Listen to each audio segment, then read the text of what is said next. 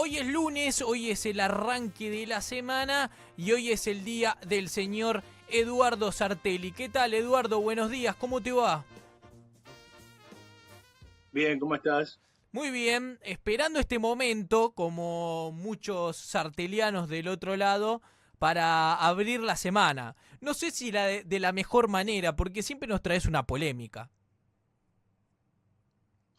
No, bueno, uno trata de abrirlo de la mejor manera, después el mundo es responsable, yo no me hago cargo, digamos, de las atrapadas que hacen 8.000 millones de seres humanos, No, por pero, digamos, uno supuesto. trata de ponerle onda, digamos. Eh, Y en esa onda, hoy Básicamente a lo dónde que me nos parece vamos. interesante, y hoy nos vamos a China. Sí. Básicamente es interesante observar qué está pasando en China por dos razones. Una, porque lo que está pasando en China marca la temperatura de la economía mundial. Recordemos que China hacia fines del siglo XX, comienzo del XXI, se transforma en algo así como la locomotora suplente del mundo, o sea, el motor que de alguna manera viene a darle un impulso mayor a una economía mundial que, empujada por los países más de capitalismo viejo, es decir, Estados Unidos, Europa, Ujú. viene creciendo a tasas relativamente bajas. Y entonces aparece la demanda china como un gran motorizador mundial, como un país que crece a tasas, como se dice a partir de allí, de su experiencia, a tasas chinas. Es Sí. decir, tasas de crecimiento del 10% de una economía grande. Es decir, la Argentina puede crecer el 20%, el 30% y probablemente el mercado mundial no se entera, digamos, Ujú. a pesar de que la economía argentina es una economía de tamaño medio. Si Haití creciera al 1000% anual, el mundo tampoco se enteraría. Ahora, un punto de porcentaje de crecimiento chino afecta el movimiento de la economía mundial. Estamos hablando de la segunda, o según se la mire, la primera economía según PBI del planeta.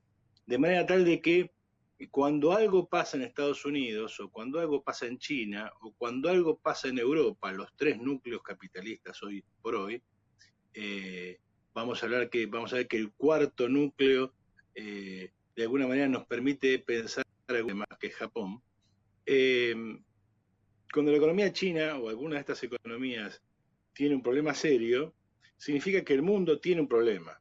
Tal vez no serio, pero sí un problema. Bueno, esto se pudo ver con la En pandemia, el caso, Eduardo, que las exactamente, últimas restricciones de China, que llevaron también a varias manifestaciones en las calles de aquel país, perjudicaron mucho al tema comercial y algunos estaban bastante preocupados, no solamente con cuestiones internas, insisto, de China, de las consecuencias del aislamiento en términos económicos, sino también de lo que tiene que ver con el arribo de muchos buques. Después, obviamente, hay otro tipo de cuestiones. Creo que fue hace muy poco el Fondo Monetario Internacional o el Banco Mundial, ahora no recuerdo cuál, que hablaba de también de un descenso en ese crecimiento de China y también de la economía mundial. sí, claro, vos mencionaste algunas cosas que uno tiene que tener en cuenta porque están en la realidad y son parte del balance. Y también tiene que vincularlo con esto último que señalaste vos. Es decir, lo principal que nos sorprende en relación a China era lo que nos había sorprendido en sentido inverso antes. Ujú. Lo que nos había sorprendido en sentido inverso antes era ese crecimiento a tasas chinas, es decir, acostumbrados a que todos los años la economía china crece entre el 8% cuando le va muy mal y el 11% cuando le va muy bien. Es decir, crecimiento a tasas chinas es equivalente más o menos a crecimiento del 10%, lo cual es una bestialidad teniendo en cuenta que los países centrales crecen al 4 o 5% y descorchan todos los champán que tengan por ahí dando vuelta, Ujú. crecen al 3% y están contentos, y lo normal es tasas de crecimiento incluso más bajas. Con lo cual, un gigante que crezca a semejante velocidad es una bendición para la demanda del mundo capitalista. Lo mismo sucede con la India, aunque la India crece a tasas más bajas. Y no tiene el peso de la economía china, aunque en algún sentido parece el camino hacia allí. China está viéndose afectada por lo que nos sorprende, que es tasas de crecimiento muy bajas. Tasas de crecimiento muy bajas que, sin embargo, para cualquier economía de los países centrales, entiéndase Estados Unidos y Europa, serían tasas de crecimiento muy aceptables. Es decir, el año pasado China pensaba crecer al 5,5 y creció al 3%. No es una noticia como para tirarse desde un barranco para cualquier economía capitalista mundial. Para China es un problema serio. Sí. Viene de crecer tasas como las que dijimos, programaban tasas de 5,5 y terminaron con el 3%. La pregunta es, ¿a qué obedece todo esto y qué impacto puede tener sobre la economía mundial y en particular sobre nosotros? La primera cuestión es, ¿a qué obedece esto? Los analistas tienden a señalar algo que vos mencionaste como una causa que explica este 3%, a saber, las políticas muy restrictivas en relación al coronavirus. El COVID, la estrategia china, es probablemente la inversa de la estrategia sueca. La estrategia sueca es dejar hacer, dejar pasar y veamos qué pasa. La estrategia china fue acá, casa que aparece con algún enfermo de coronavirus, se encierra y si es necesario le soldamos la puerta. Es decir, una política extremadamente restrictiva que llevó al cierre de ciudades enteras. Si bien es cierto que esto impacta en la economía y que esto, digamos, no puede no impactar también en el humor social, incluso de un país tan controlado como China, lo que es cierto es que esto no puede explicar el descenso de la economía china. Primero porque la economía china viene creciendo a tasas cada vez más chicas desde hace rato. Es decir, las tasas del 10% son tasas de la primera década del siglo XXI. Después hemos pasado a tasas del 8, tasas del 6 y estamos ahora a tasas del 3. Es decir, hay un progresivo descenso de las tasas de crecimiento en el gigante asiático. Segunda cuestión, se puede señalar que un fenómeno que hemos mencionado hace rato, la tasa de ganancia en China está bajando sustantivamente por varias razones. Primero porque se agota ese potencial que le permitió expandirse muy rápidamente, incluso antes de la aparición de las reformas procapitalistas, es decir, durante la época de la Revolución Cultural. Aunque ahora se vea el periodo previo a las reformas procapitalistas, el periodo de la China de Mao no es un periodo de una China estancada, es un periodo de una China que crece y crece mucho. Obviamente la apertura de capital mundial le ha permitido una tasa de crecimiento muy sustantivamente superior, entre otras cosas porque ha ido abandonando toda política social, es decir, ha permitido utilizar lo que un país comunista no puede utilizar, a saber, su gigantesca mano de obra muy barata en términos internacionales como una especie de combustible para una masacre social que termina en un gran negocio económico para un puñado de capitalistas chinos y para un puñado de empresas multinacionales. La liberación económica de China es eso, la contracara de del crecimiento económico chino es la pérdida de todas las conquistas habidas y por haber en la Revolución China. Como sea, este proceso se ha ido agotando en la medida que, por más que China tiene 1.300 millones de habitantes, no son infinitos. De hecho, incluso una política de carácter demográfico de largo plazo que ha dado este problema y que pone a China en una situación muy compleja, muy parecida a la de los países nórdicos, por ejemplo, de Europa, que es el envejecimiento de la población. Con el temor, el terror a la superpoblación, la política durante muchos años en China ha sido de un solo hijo por matrimonio, Sí. y eso ha dado como resultado una tasa de crecimiento de la población muy baja y una tendencia al envejecimiento muy fuerte. Es decir, cada vez hay más chinos, más viejos, que se mueren más viejos, con más Son edad, más y longevos. cada vez la base, claro, la base de esa pirámide se agosta, es decir, cada vez hay menos jóvenes para mantener más viejos. Y ese tema, el tema del envejecimiento poblacional es un tema que no siempre se piensa, pero es un tema muy, muy importante. Por eso los países que reciben inmigración no solamente reciben más población, sino que normalmente reciben más población joven, es decir, más población que no ocupa los establecimientos digamos, de salud, que no tiene mayores problemas porque es joven y que por sobre todas las cosas no hay que mantenerla, es mano de obra que va lista para trabajar. Ujú. Ahora, un país que envejece tiene problemas serios en este punto. De hecho, es probable que para cuando sea mi cumpleaños, o sea, en abril, lo adelanto, pues si alguno quiere Un dejarme regalo. algún regalo ya, o ir pensándolo, claro, algo ¿Alguna así, bebida digamos. espirituosa, Eh, Eduardo? lo que sea, Lo un que buen sea. Cabernet Sauvignon o un Sauvignon Blanc se agradece, Muy pero bien. digamos, lo que sea, todo, digamos, todo lo que Pensé que se ibas por el whisky garronea. como el señor Daisich. No, no, no, no, no, no, yo esas cosas no, esas son cosas de gringo, no, no. Eh, el, vamos a criticarlo ya que no está. Claro. Entonces, eh, lo que te decía con respecto a esto es que ahora en abril probablemente se produzca un fenómeno también sorprendente, porque uno está muy acostumbrado a eso, y es que China deje de ser el país más poblado del mundo Ujú. y que sea sobrepasado en ese punto por la India, Claro. que mantiene una pirámide poblacional más tradicional, en el sentido de que hay muchos chicos, muchos jóvenes, muchos adultos jóvenes y pocos viejos. Ujú. Lo que desde el punto de vista capitalista es fantástico porque es menos gente para mantener. Vos fíjate que uno de los principales problemas que están atacando ahora en Europa, desde el punto de vista capitalista, no desde el punto de vista del trabajador, y también en la Argentina, es una discusión que el consenso liberal tiene sobre la mesa, es eh, elevar la edad jubilatoria, es decir, que te jubiles más tarde con el argumento de que ahora vivís más. Claro. Por lo tanto, ahí tenés un problema. Pero el problema sustantivo de la economía china es que se está japonizando. Por eso hablábamos hoy de la japonización de China. ¿Qué ¿Qué quiere sería decir esta eso? japonización de China? Vos fíjate que en los años 70, en los años 60 todo el mundo se reía de los productos japoneses. Los japoneses eran los grandes copistas del mundo, es decir, tomaban cosas de Europa y Estados Unidos y las copiaban y las vendían un poco más baratas. Ujú. Esa era la imagen que uno tenía de un producto japonés. Después esa imagen la vamos a tener de los productos coreanos y después de la última imagen en ese sentido de los productos Es chinos. ¿Querés verdad. algo barato? Bueno, comprate algo chino que no es lo mismo que lo otro, pero se le parece.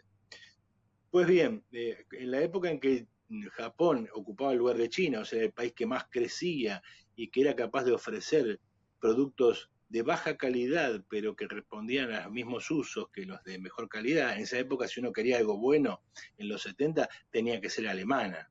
Es decir, vos Ujú. querías una cámara fotográfica y entonces tenías que buscar una cámara, sobre todo alemana, la óptica alemana.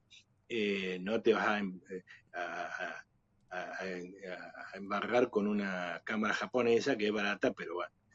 Con el tiempo eso dejó de ser así y los productos japoneses adquirieron una calidad notable. ¿Por qué? Porque a medida que se desarrolla el capital, estos países pueden ir pasando de de una configuración a otra. Primero se benefician de mucha mano de obra barata y son capaces de exportar bicicletas.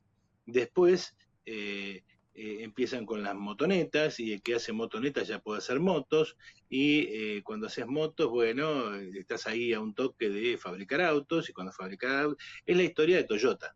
Ujú. La Toyota es esa, un tipo que empieza fabricando bicicletas.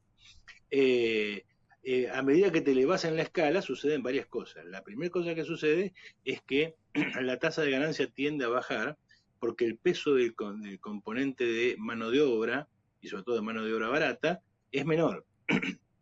Entonces, una cosa es competir con mano de obra muy barata en industrias donde lo que importa es el peso de la mano de obra, las armadurías, las maquilas, de todos esos lugares donde se requiere mucha mano de obra. Y entonces, si tenés mano de obra barata, ahí sos Gardel.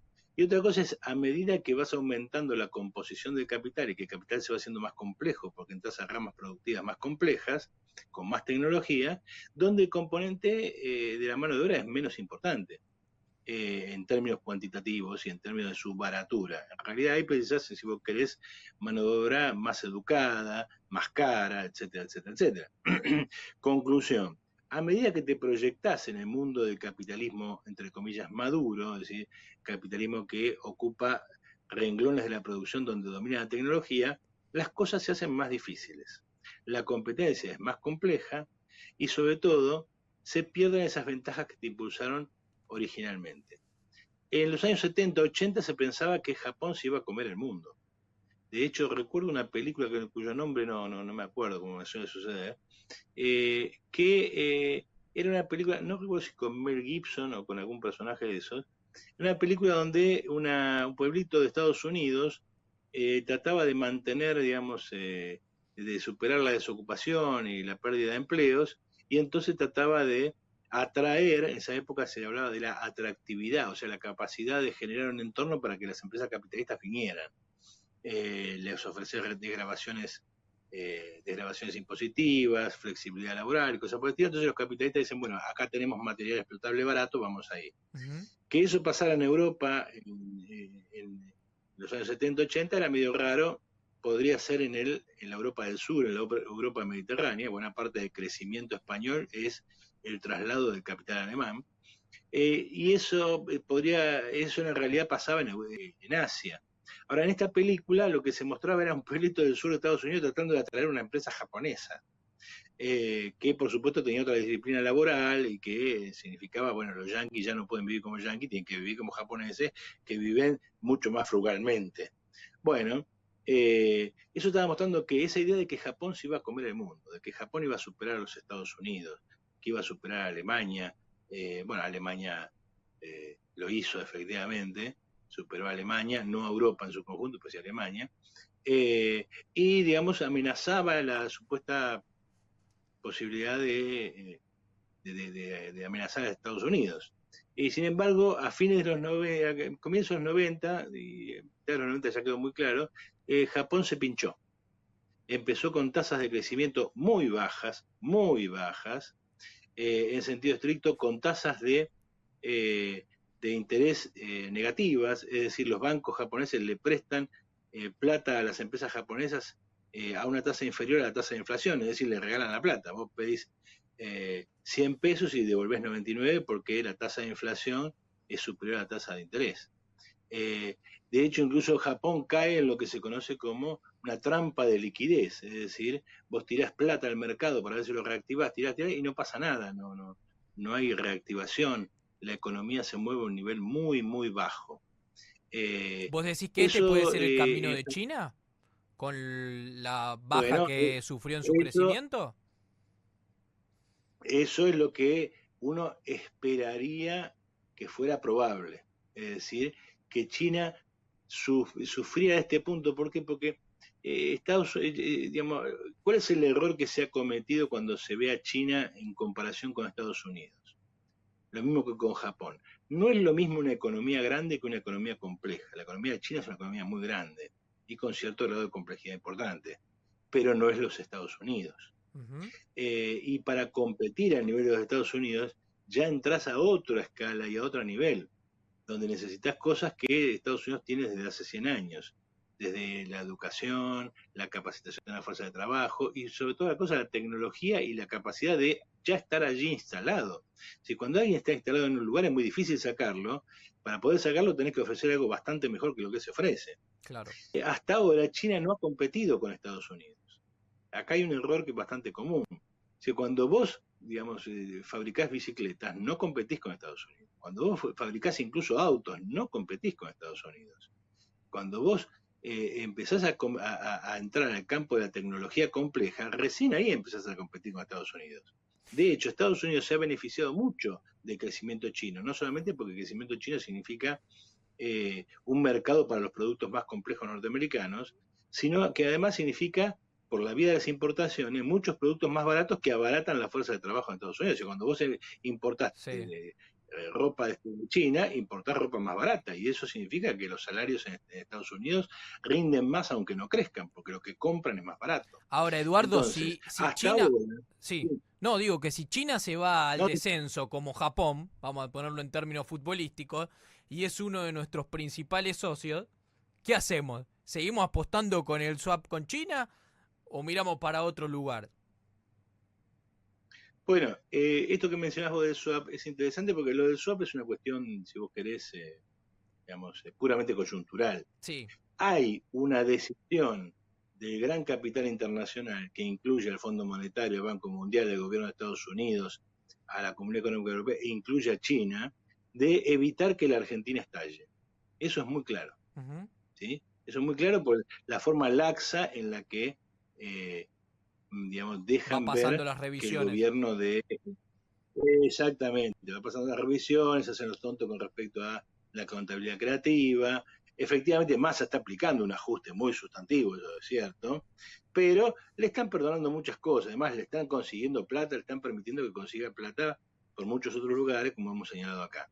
Eso está construyendo la carrera política de Massa, como ya lo hemos señalado, y lo que se viene es la guerra Massa-Cristina, es decir, si Cristina va a aceptar a Massa como candidato y sobre todo a Massa como un candidato que surge por fuera de su voluntad, o sea, un candidato que ella no pone con el dedo, tipo Alberto, sino que de alguna manera aglutina al resto del peronismo no kirchnerista y aparece como candidato independiente de Cristina. Ya señalamos la columna pasada la vinculación de los Moyano con Massa, esta idea de ir a controlar los precios, y hemos señalado todos los apoyos que Massa ha conseguido a escala internacional. El swap chino es uno de ellos. O sea, los chinos te permiten que lo utilices para otras cosas, es decir, para controlar la situación. Ahora, eso si vos crees es coyuntural, en un punto. Ahora, si vos crees es más amplio. ¿En qué sentido es más amplio? En esta idea de que la idea de que China se va a llevar por delante el mundo y el mundo, sobre todo el mundo controlado por los Estados Unidos, sobre todo va a reemplazar a los Estados Unidos en América Latina, encuentra en esta tasa de crecimiento del 3% un límite muy estrecho. ¿Qué quiere decir esto? No le da a China, si se queda aquí, si no continúa escalando posiciones y sobre todo las cosas, si no continúa con la idea de organizar una red china en el mercado mundial, algo que va más allá de la famosa ruta de la seda, una red china de flujos económicos, por ejemplo, ¿cómo la organizás? Bueno, fíjate lo que hizo Estados Unidos, cómo organizó esa red de flujos económicos y básicamente reconstruyó el mundo capitalista después de la Segunda Guerra Mundial.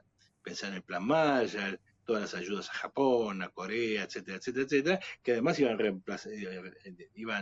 iban sostenidas en la presencia militar.